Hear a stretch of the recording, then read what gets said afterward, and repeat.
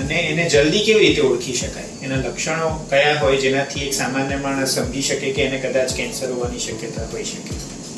આ બહુ જરૂરી વસ્તુ છે કે જ્યારે પણ કોઈ પણ કેન્સરનું નિદાન થાય, ડાયગ્નોસિસ થાય, એ વહેલા અર્લી સ્ટેજમાં હોવા જોઈએ.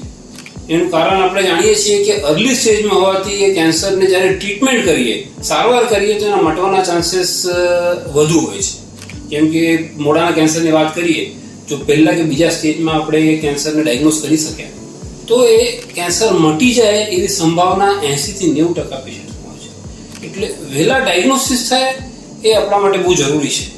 અને જે કોમન તકલીફ છે જે પેશન્ટને લાંબા સમયથી કે ટૂંક સમયથી હોય છે કે ભાઈ મોઢામાં કોઈ ચાંદુ પડ્યું હોય, કોઈ લાલ કે સફેદ કલરના ડાઘ મોઢામાં પડ્યા હોય, તો કોઈ જાતનો સોજો હોય, બ્રશ કરતી વખતે બ્લીડિંગ થાય,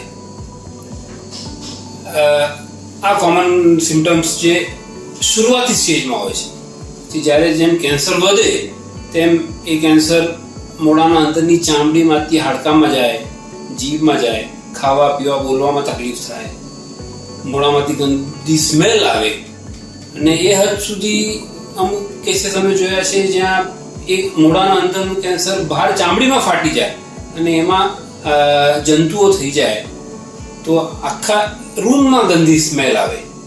એટલે જેમ જેમ આ કેન્સર વધે, જેમ જેમ એને સમય આપે, તેમ તેમ એના સિમ્ટમ પણ બહુ સિવિયર થતા હોય છે.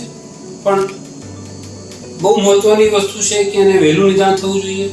અને એના માટે જે મેઇન સિમ્ટમ છે, મોઢામાં કોઈ જાતનું ચાંદુ પડવું, ચાંદુ એટલે અલ્સર, કોઈ જખમ હોય, કોઈ પણ મોઢાની અંદરની પ્રોબ્લેમ જે 15 દિવસમાં નથી મળતી, તો એ એક કેન્સરનો અર્લી સિમ્ટમ હોઈ શકે. એટલે 15 દિવસનો નિયમ અમે પાળતા હોઈએ છીએ. કોઈ પણ પેશન્ટ અમને કહે કે 15 દિવસથી આ તકલીફ છે અને આ અમે પ્રયાસો કર્યા છે, ડૉક્ટરને બતાવ્યું છે, પણ મળતી નથી, એટલે જોયા વગર અમારા મગજમાં એક કેન્સર હોઈ શકે એવી સંભાવના નિર્માણ થાય છે.